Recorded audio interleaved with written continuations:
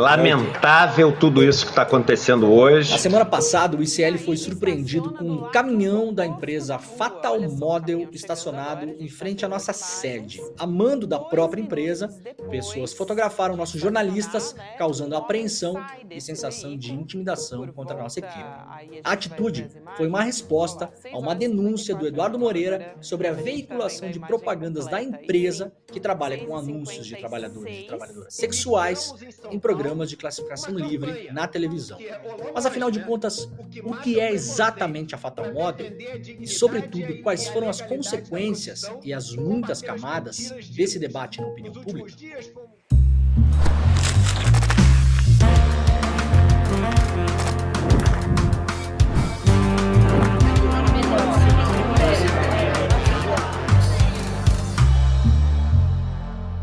Olá, sejam muito bem-vindos, sejam muito bem-vindas. Estamos começando aqui o nosso Em Detalhes, hoje comigo. Eu espero que vocês estejam bem, espero que esteja todo mundo organizado por aí. A gente sempre aqui no videocast Em Detalhes trata dos grandes temas do momento e hoje a gente tem uma convidada especial. A gente vai falar com a Svetlana, uma trabalhadora sexual, para tensionar vários argumentos sobre um dos grandes acontecimentos da semana passada aqui no ICL. Svetlana, tudo bem por aí? Como é que você tá?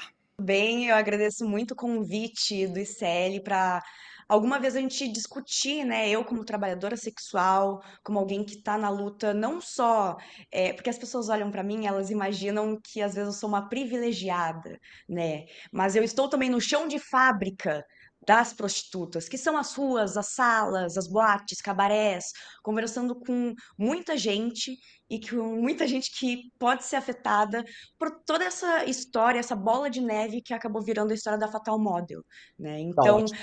rapidamente, eu só queria falar que eu repudio veementemente as intimidações que a Fatal Model fez contra o ICL, porque isso deu uma ampliação no sensacionalismo em relação a esse tema, assim como eu também repudio as declarações misóginas contra trabalhadores sexuais que se posicionaram contra comentários que utilizaram de moralismos e várias tentativas de ilegitimar a nossa classe como trabalhadora. Tem uma confusão muito grande das pessoas que não conhecem essas plataformas digitais que tratam de trabalhos sexuais no geral. Tem várias delas, né? A gente poderia explorar os vários modelos que existem, mas como a gente está em cima dessa história da Fatal Model, e muita gente confunde, fala que a Fatal Model é uma espécie de Uber do trabalho sexual. Eu mesmo, né, cometi esse erro falando com você. Eu não tinha ideia, né? Eu não sabia se você pode ali marcar encontros diretamente na plataforma, ou se não é isso, o que é. Então vamos lá, vamos do começo, Lona. O que é a Fatal Model? Como ela funciona? A Fatal Model é uma das várias plataformas que são empresas de tecnologia aqui no Brasil, que elas atuam com venda de conteúdo, né? Conteúdo sexual. Falando especificamente da Fatal Model, ela funciona como um site de anúncios, um classificado de acompanhantes. Então, eles não fazem intermediação desse dinheiro, do dinheiro do atendimento do programa. Eles fazem intermediação somente entre cliente e acompanhante. Ele conecta clientes e acompanhantes. Dentro desse sistema de anúncios, que era o que a gente via anteriormente em jornais que foram sustentados durante vários anos, né, por meio de anúncios de acompanhantes, a gente vê hoje na plataforma digital. Existem valores para os anunciantes anunciarem na plataforma, existem valores para os clientes acessarem a plataforma, e dentro desse sistema de pagamentos, né, que o Fatal Model promove, falando especificamente dos anunciantes, que é onde, acredito eu, vem o maior montante de dinheiro. A gente tem planos de R$ 6,90, que é o plano mais simples, que mostra o telefone durante 1 hora, até o plano mais hiper super top, em que os anunciantes pagam aproximadamente R$ 500 ao mês para estarem nessa plataforma, para divulgarem o seu produto, que são os encontros. Também, dentro disso, eu tenho alguns vídeos, né, nas minhas plataformas, YouTube, Instagram, em que eu explico um pouco que a Fatal Model ela funciona como se fosse dentro dela um pay to win. Sabe esses jogos que a gente baixa de graça e dentro tu tem que comprar moedinhas, você compra poderes? A Fatal Model funciona dentro do mesmo esquema. eu diria. Em que lá dentro tu compra planos, em que tu pode aparecer com mais relevância dentro do site, tu pode comprar mais pontos para estar acima, e com isso que eles monetizam grande parte do site. Como eu disse, os Entendi. clientes também pagam para estar no site. Então, para você soltar um review, para você ter algumas funcionalidades lá, o cliente também paga. Eu, como trabalhadora sexual, a grande crítica que eu encontro no Fatal, né, nesta plataforma que funciona como um anúncio de acompanhantes, é realmente os valores abusivos, porque eu conheço pessoas que vieram falar comigo, trabalhadores que falam, eu gasto mais de R$ 1.000 nessa plataforma para eu aparecer e ainda assim eu não tenho esse retorno tão grande com os meus atendimentos. A falta do retorno desse dinheiro que a gente vê tanto em propagandas, né, em patrocínios de futebol, enquanto eles cobram cada vez mais caro dos anunciantes para estarem na plataforma. Uma máfia, que eu também fico sabendo de máfia de reviews. Então, pessoas que chegam em DM, em WhatsApp, de acompanhantes e falam, você quer melhorar o seu ranking lá na plataforma? Você pode comprar o meu review. Então, dentro da Fatal Model, eu entendo que existem vários problemas, sabe? Acho bom também fazer um apontamento muito importante. Eu não venho Hum, aqui como embaixadora de Fatal Model, eu não venho aqui como defensora de CNPJ, eu venho claro. aqui como uma trabalhadora sexual que sequer está na plataforma porque não concorda com as medidas abusivas deles. E também um outro ponto muito importante para abordar é que eu te falei que existem várias plataformas e hoje a gente não foca nisso. Mas Uhum. às vezes eu acredito que dentre todas as plataformas que existem, né, entre anúncio, entre serviços de camming, da transmissão ao vivo, entre a própria venda de conteúdo, esses serviços de camming, de venda de conteúdo, eles são mais abusivos do que a Fatal. Porque eles cobram da gente taxas que variam entre 20% e 50% do que a gente faz na plataforma e tem termos extremamente abusivos. Só falando rapidamente, o próprio câmera Claro. privê, no começo desse mês, a gente teve um problema muito grande que eles baniram arbitrariamente criadores de conteúdo da plataforma porque eles mudaram os termos de condições de uso, sem avisar os trabalhadores. Dia 30, os trabalhadores foram barrados dessa plataforma, tendo suas contas bloqueadas, seus saldos bloqueados, e ninguém fala sobre isso. Mas aí a gente entra na questão, né, que é muito sensível, da propaganda no esporte. Mas falando Perfeito. rapidamente do Fatal Model, né? A sensação que eu tenho é que no meio digital, as prostitutas, os trabalhadores do sexo, as trabalhadoras do sexo também foram guetizados em outras plataformas porque as plataformas mainstream também não os aceitam e não as aceitam. Tem um pouco essa relação também, né?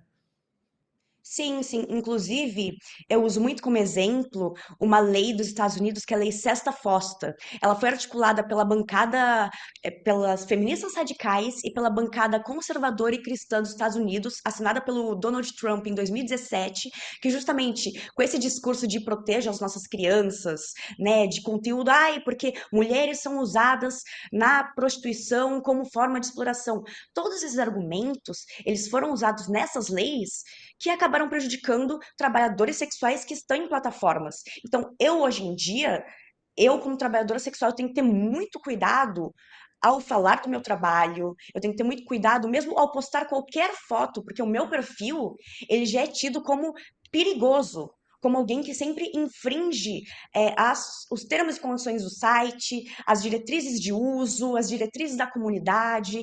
Então, quando a gente não, a gente existe, mas quando a gente não pode estar no Instagram, não pode estar no Facebook, não pode estar no WhatsApp, eu vejo trabalhadores que são banidos do WhatsApp porque estão nessa plataforma agilizando seus encontros, vendendo conteúdo, quando a gente não pode estar nas plataformas. Para mim, me soa natural que vai existir uma empresa que vai ver essa necessidade do mercado e vai criar um mercado em cima disso, vai criar o seu nome em cima disso. Essas plataformas, elas atuam com trabalhadores autônomos. Né? Se a gente for ver a reforma da Previdência de 2016, em Uhum. que a gente vê que o trabalhador autônomo, a gente expandiu a categoria de trabalho, né? Então, hoje em dia, todo trabalho ele é precarizado, E a gente vê trabalhos como o Uber, o iFood, que se aproveitaram dessa instabilidade, dessa falha trabalhista no Brasil, né.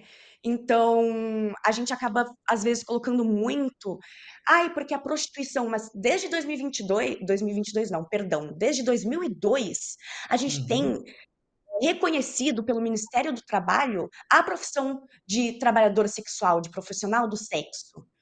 Ué, a minha profissão, segundo os termos e condições de sites que hoje em dia são contratos de trabalho, tal como Uber e iFood, eu tenho isso. Eu sou um trabalhador autônomo, eu posso recolher, eu sou reconhecido inclusive pelo Estado burguês como trabalhadora. Então por que que eu sofro tanto estigma e tanta repressão? É. São lugares que a gente pode, como o site, o Fatal Model, a gente pode divulgar o nosso trabalho lá, seja você presencial, virtual, por telefone, porque as pessoas também pensam no mercado sexual somente como o trabalhador que está mostrando a cara, mas não existe só isso. Existe desde o trabalhador que está lá, até o fotógrafo que faz as fotos, até a camareira do motel, do hotel em que essas pessoas realizam seus serviços. É o cerne dessa discussão que levantou essa polêmica toda na semana passada. Isso vinha dentro de um debate da proibição de propagandas e de outras coisas das casas de apostas. Essa história ela vem um pouco nesse roldão de assuntos, né? Então vem se debatendo muito a questão da epidemia de apostas no Brasil, que é realmente uma coisa muito séria, tem levado pessoas a ter menos comida na mesa, pessoas até o limite do suicídio, a gente tem ouvido várias histórias, e debate-se muito porque vários países, por exemplo, na União Europeia, na Espanha, os times de futebol que vão jogar a Champions League lá não podem usar patrocinadores de bet nas camisetas, por exemplo. E nos estádios de futebol também não, porque o futebol ele é o grande programa livre de televisão, né? Todo mundo está assistindo futebol a todo tempo, em todos os lugares. O futebol está nos restaurantes, ele está no consultório do dentista, ele está nas casas, está em todos os lugares. Então, essa discussão, a Fatal Model entrou um pouco nessa onda, assim. Então, eu queria te perguntar de uma maneira bem específica, e se você puder desenvolver um pouquinho, o que você acha da publicidade de empresas como a Fatal Model? E a gente pode extrapolar isso para álcool, cigarro, para bets, para todas as outras coisas, né? Mas em relação a Fatal Model e empresas congêneres, o que você acha da publicidade, especificamente em programas de classificação livre que a gente tem no Brasil, de rádio e televisão?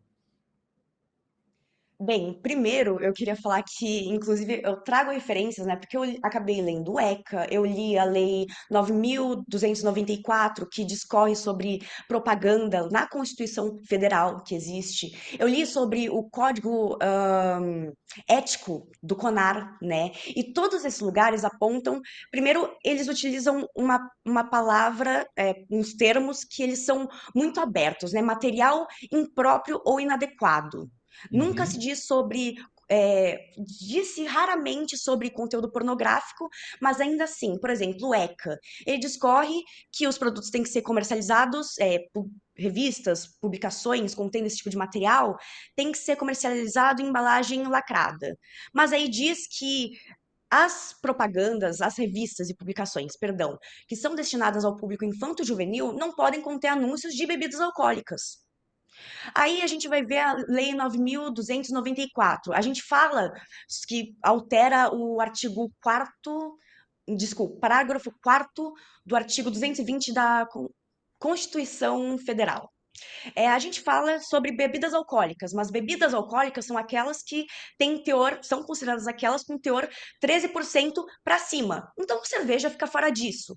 O Uhum. código ético do Canar é só uma recomendação do que, como fazer a propaganda, não uma lei. Você pode ter uma advertência ou outra, mas ainda assim, ele não discorre sobre especificamente estádios de futebol, sobre patrocínio. A gente acaba vendo muito sobre essa discussão de cerveja, de bebidas alcoólicas em trajes olímpicos, né, em propagandas explícitas, e tudo isso é levemente regulamentado pela lei, mas não que a lei seja propriamente cumprida, ou não que existam estágios diferentes de patrocínio. Pô, a gente tem clubes, a gente tem a competição e a gente tem a transmissão. São três esferas diferentes de patrocínio. E cada uma delas, a lei discorre de uma forma diferente, mas sem ser muito explícito, sem ser muito direto e contundente. Então, assim, se você for me perguntar a respeito de tudo, Vamos falar que tudo, seja bebida, seja casa de apostas, seja propaganda de conteúdo mais 18, que não é diretamente o que a Fatal faz. Uhum, Tudo deveria ser proibido. Em uhum. compensação, o que a gente vê é tanto em clubes, quanto em competições, quanto na própria transmissão, a gente vê o logo da cerveja, a gente vê o slogan. Bem, eles não estão indo contra as leis, eles não estão indo contra o código ético do CONAR, eles não estão indo contra o ECA.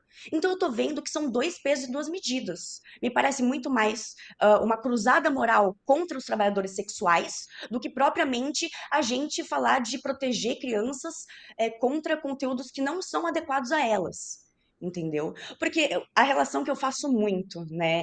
Talvez hoje em dia isso tenha acabado muito. Mas eu lembro que quando eu era criança, era muito comum as pessoas em casas brasileiras virar e falar assim: prova aí a cerveja para ver se é bom mesmo. Isso continua acontecendo. Eu duvido que isso tenha acabado totalmente. Isso, infelizmente, é da cultura. Mas aí, quando a gente fala da prostituição, por exemplo, existe muito uma histeria masculina. Porque é um serviço que é muito consumido, é um serviço que foi colocado em um local que é majoritariamente masculino, por mais que exista presença feminina, exista presença de outros grupos, é majoritariamente masculino, e isso me pareceu muito uma histeria coletiva, sabe? Uma histeria masculina.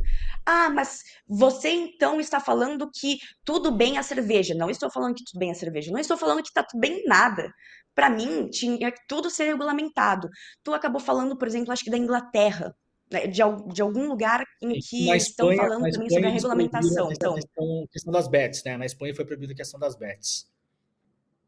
a gente vê que na Inglaterra, por exemplo, que também está tendo essa discussão sobre as bets, agora eles não podem mais colocar na frente da camisa o patrocínio. Eles deixam aqui na lateral, na manga, né? Porque eles entendem que isso é prejudicial.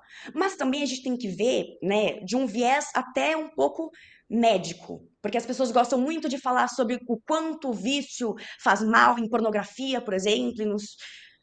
Bem, medicamente falando, tanto no DSM, quanto no CID, que são as bíblias, assim, da medicina, não há nada em referência ao consumo de pornografia, a vício em pornografia. A gente tem o transtorno, que é o jogo compulsivo. Isso é uma Uhum, doença.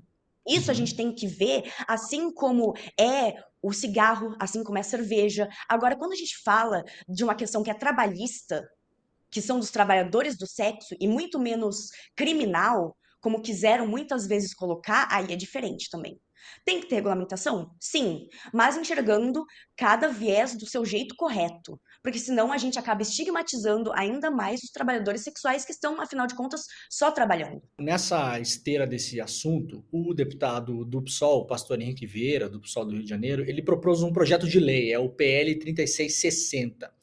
Eu sei que você leu o PL, você comentou sobre isso nas suas redes sociais, onde você faz o seu ativismo, né? Trabalha e faz o seu ativismo, né? Trabalha com o seu trabalho, com conscientização, fazendo um debate super profundo, super didático também, né? Então você tensionou muito isso nos últimos dias lá. Eu quero ler aqui só o mote desse PL e eu queria que você comentasse. O texto dele é um PL que tem um fim específico, mas como todo projeto de lei, o projeto de lei ele tem uma argumentação e ele traz as suas bases ideológicas, digamos assim. Né? Todo projeto de lei vai te trazer uma base ideológica, que é a fundamentação. Olha, por que nós temos que tomar determinada atitude, a gente tem que ter essa nova lei aqui, e essa nova lei ela tem uma base, uma fundação. Então, eu queria que você comentasse, mas eu vou ler só aqui rapidinho o mote desse projeto de lei, que diz o seguinte: o PL 3660, ele, aspas, proíbe a veiculação de propaganda de serviços de prostituição e outros serviços sexuais em competições desportivas. Ele abre um debate, ele traz essa necessidade, ou ele é muito mais problemático do que a gente consegue ver só nesse enunciado de proibição de propaganda no caso dos esportes. O que você achou fazendo uma leitura sobre esse PL? Eu fiquei indignada quando eu vi, de verdade, assim, porque eu, como trabalhadora sexual, eu vejo que, mais uma vez, e como eu falei da Lei Sesta Fosta nos Estados Unidos, eu vejo que é uma lei brasileira com o mesmo teor. Eu li a justificativa do pastor Henrique Vieira para a PL, ele acaba, de um jeito muito irresponsável, colocando dados para mascarar. Né, porque quando a gente fala de trabalho sexual, uma coisa é a prostituição, e outra coisa é exploração sexual. E outra coisa é o tráfico de pessoas, que inclusive ele cita nessa PL, dando dados sobre violência sexual contra crianças, falando sobre o dia 23 de setembro como o dia de luta contra o tráfico de pessoas. E isso é justamente o que o movimento, que existe um movimento organizado de prostitutas desde os anos 80, né, vai contra. Desde o primeiro momento, a gente fala que o quê? O trabalhador sexual, a prostituta, o prostituto, é aquele que tem a sua atividade institucionalizada, né, pelo próprio Estado burguês, é aquele que é maior de 18 anos, maior de idade, autônomo, é um modo de subsistência. Então, pegando essa análise, a gente vê que o tráfico de pessoas e exploração sexual são formas de escravidão moderna. Claro. A exploração sexual, inclusive, ela faz parte de um dos alicerces do tráfico de pessoas. Para você ter o tráfico de pessoas, segundo o protocolo de Palermo, se eu não me engano, de 2023, um protocolo internacional que o Brasil faz parte, existem pelo menos 6 verbos que a gente usa aí para identificar o tráfico de pessoas, entre aliciar, comprar, vender, e também a exploração sexual. A exploração sexual ocorre quando a pessoa não tem a sua consciência, não tem a sua autonomia perante a entrega do sexo, né? Isso é justamente o que vai contra o que o movimento fala. Nós somos trabalhadores autônomos. O que mais Eu me acho que só deixa uma pergunta indignada. de misturar essas coisas todas nesse mesmo PL coloca os trabalhadores indevidamente ao lado de criminosos. É isso, né? Sim, como sempre, somos tratados como criminosos, somos repudiados como tal, né? Porque como assim uma prostituta, ela gosta, é uma pobre coitada, ela está na prostituição porque não tem nada melhor para fazer da vida dela, e por experiência própria, como eu te falei, do chão de fábrica das prostitutas, tanto eu quanto pessoas que eu vejo na rua, as pessoas, elas estão na prostituição porque elas encaram como um trabalho digno e porque, de um certo jeito, a gente gosta. Porque você, como jornalista, não gosta 100% do teu trabalho, mas também não odeia 100%. E tu te identifica com ele. É a mesma coisa da gente, sabe? Então, o que mais me indigna disso é colocar a gente no mesmo balaio, usar dados que são corretos, mas num contexto errado, sobre tráfico de pessoas, exploração de menores, quando a gente está falando de um trabalho, e ninguém do movimento foi consultado, né, sobre essa PL. O pastor ele foi lá, ele tá tentando encaminhar, inclusive no próprio CL, eu estava assistindo quando toda essa bola de neve aconteceu, né? E teve um jornalista que ele falou, e eu fiquei muito chateada com isso. Cadê as feministas para ir contra isso, para ir contra a exploração? Poxa, eu sou feminista, eu estou também no movimento feminista. Esse último sábado, do dia 28, a gente estava com um movimento de frente pela legalização do aborto, com a Casa de Mulheres Mirabal, sabe? Com feministas que elas vêm me perguntar, gente, o que está acontecendo? Vocês precisam de ajuda? Então, assim, é sempre essa análise de fora, né? Todo mundo pode falar sobre a prostituição, menos a prostituta. E todo mundo quer ser o salvador cristão, né? Eu acho que, como eu te falei, é muito essa cruzada moral contra trabalhadores sexuais. Porque quem tá chorando agora, tenha certeza que não é o dono da Fatal Model. Ele deve achar que é uma puta propaganda, com todo o trocadilho, né, que eu fiz, mas ele deve achar que é uma grande propaganda. Mas quem tá chorando agora, quem tá tendo crise de ansiedade, quem tá chorando, quem tá indignado, sou eu, são vários trabalhadores sexuais que estão vendo isso acontecer e não tem voz para ir contra a empresa e nem contra a esquerda. Como se nós não fôssemos de esquerda, como se a minha existência não fosse política, né? Como se a minha opinião não importasse. A esquerda, ela quer pegar esse conceito de família que a direita pega como um conceito abstrato e manipulável, né? Só que a direita, ela usa muito com um discurso de a família, o sistema de autoridade, o sistema de lealdade, o sistema de pureza. Enquanto nós, da esquerda, estamos pegando esse mesmo discurso de protejam as nossas crianças, só que vocês encaram, né, a esquerda que vem com essa misoginia extrema, me encara como o outro lado, como se eu também estivesse contra a família. Então, esse sistema de pureza também acontece na esquerda. Eu sou mais revolucionário do que você, porque a culpa não é minha, eu estou do lado certo, você que está do lado errado. Isso tudo vira uma questão muito moral, que a gente acaba não tendo educação sexual nas escolas. Inclusive, a própria ministra, eu sempre cito isso, a própria ministra Cida, né, do Ministério das Mulheres, no começo do ano, dia 17 de março, ela deu uma entrevista para a Folha em que ela fala que ela não quer reduzir as mulheres à questão do aborto, e junto disso ela fala que ela acha que não deve ter educação sexual nas escolas. Então, assim, a culpa não é do Estado, a culpa não é da família, porque eu vejo argumentos moralistas de olha o que tá aqui, é chuva marrom, face fucking, travestis e trans, acompanhantes. Olha, qual que é o problema de você falar sobre pessoas trans com a tua família?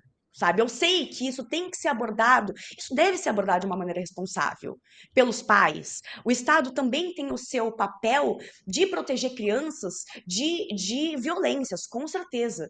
Mas olha só que interessante. Lá na Nova Zelândia, a gente tem a regulamentação, legalização e regulamentação da prostituição. Eles fizeram uma propaganda em 2020 em que eles chamaram atores pornôs e que eles falam sobre os perigos da internet e que falam a responsabilidade dos pais com a pornografia, que é um negócio real, é dos pais, né? Você apresentar para tua criança, você que tem que ter essa conversa responsável, porque isso pode chegar, porque a internet é um lugar muito aberto. Infelizmente, a gente não tem o mundo que a gente queria, de tudo perfeito, que a internet é uma maravilha para crianças, adolescentes e adultos. Muito longe disso, né? Uhum. Mas ao mesmo tempo, por que a gente não pode falar sobre acompanhante? Por que eu não posso existir? Por experiência própria também no próprio movimento, eu vejo que quem trabalha com sexo, prostitutos, prostitutas, não falam para a família. Então, às vezes, eu vejo gente que. Eu estou em Porto Alegre, né? Eu vejo gente que vem de Novo Hamburgo, que vem de Canoas, e fala: minha filha não sabe, minha mãe não sabe, meu esposo, minha esposa não sabe. Então, às vezes, a prostituição ela está muito perto de ti. Só que essas pessoas, obviamente, a gente não vai falar pelo estigma. Só que acompanhantes não podem ser torcedoras, não podem ser torcedores também, não podem ter time do coração, não podem gostar de ir ao estádio e, ao mesmo tempo, alguém que está anunciando seus serviços na Fatal não pode estar lá curtindo o jogo do Vitória e do Ponte Preta, sabe? Eu acho que essa conversa tem que ser levada com muita responsabilidade, incluindo as pessoas a quem interessa isso, os trabalhadores. Porque nós somos tanto trabalhadores quanto a pessoa que está no chão de fábrica, sabe? Nós também exigimos direitos e respeito. Eu também sou cidadã. Então você tem que separar as coisas para ir direto ao ponto e a gente não acabar prejudicando pessoas que não têm nada a ver com essa história, né? Alana, muito obrigado. Foi maravilhosa a nossa conversa. Espero que a gente possa se rever e a gente segue te seguindo nas redes sociais por aí, tá? Muito obrigada. Eu que agradeço novamente a oportunidade de ser ouvida, de estar aqui como mulher, como ativista, como trabalhadora sexual. E eu também acabo deixando o convite para as pessoas conhecerem o trabalho dos movimentos sociais. Aqui em Porto Alegre, eu faço parte do NEP, Núcleo de Estudos da Prostituição, existe desde 1987, e estamos nas redes sociais. Então, deixo a dica para vocês. A gente tá na finaleira do prêmio IBEST de novo. Lembra o prêmio que a gente ganhou no ano passado? O melhor canal de opinião da internet brasileira? Pois é, esse ano a coisa tá ainda melhor. Estamos no top 3, indo para as finais. Precisamos do voto de todo mundo em várias categorias. A premiação tá na segunda fase. A gente tá na categoria de canal de notícias e jornalismo. Na categoria do canal de opinião, o nosso querido César Calejão está entre os 3 finalistas como jornalista e influenciador, e a gente pode entrar em mais uma categoria ainda, colocando o Eduardo Moreira como influenciador de economia e negócios. Então vamos lá, vamos tentar conquistar essa. Imagina a gente levantar todos esses canecos lá no Invest, vai ser uma maravilha. Então você agora faça uma gentileza, icl.com.br/ibest é o lugar para votação. Procure as nossas categorias e vote no ICL. Esse foi o Em Detalhes de hoje. Muito obrigado e tchau. Todo mundo sonha com a tal liberdade financeira. Mas o que é essa tal liberdade financeira? Ganhar um monte de milhão e nunca mais precisar trabalhar? Se for isso, esquece. Porque isso 99,9% das pessoas não vai conquistar. Mas a liberdade financeira que dá para conquistar é você construir uma caminhada que vai te permitir acumular patrimônio, que vai te permitir ter paz de espírito, porque suas finanças vão estar em equilíbrio, que vai te permitir sair das dívidas que você tem hoje. E é possível isso com conhecimento. E um conhecimento que não é tão sofisticado. Todo mundo consegue aprender. Eu preparei uma aula revolucionária, o Guia para a Liberdade Financeira. O passo a passo que vocês vão ter que seguir de uma maneira muito simples e muito prática para alcançar essa paz de espírito, para alcançar essa liberdade financeira. Essa aula incrível vai acontecer dia 13 de outubro, domingo, às 8 horas da noite. É gratuito participar dessa aula e você deveria participar com a tua família toda junto. Clica no link aqui embaixo e participa dessa aula com a gente. Ninguém pode perder essa oportunidade.